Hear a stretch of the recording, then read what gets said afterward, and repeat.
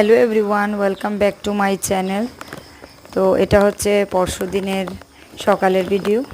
তো আজকে আমি আপলোড দিচ্ছি। তো সকালবেলা ফুল পাড়ার মজাটাই আলাদা। তো প্রতিদিন ধরো 4-5 দিন বেরোলেই শরীরটা একদম টায়ার্ড লাগে, দুদিন আর বেরোতে পারি না।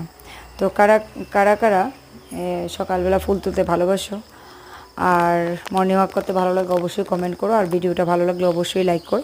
তো আজকেও অনেকগুলো ফুল পেলাম।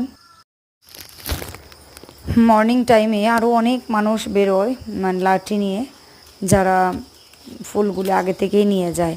যেগুলো বেঁচে আছে ওইগুলো মানে পারতে পারি, কারণ উপরে থাকে সবগুলো ফুল। যাই হোক, পুজোর বোঝ হয়ে গেছে। তো আমার এত বেশি লাগে না, কয়েকটা পেলেই চললো। যাই হোক, সবাই তো নিয়ে যায়, সবাই তো ঠাকুরকে দিতে হবে, তাই না? সবার ঘরে ঠাকুর আছে, সব ঠাকুরেই যাতে ফুল পায়।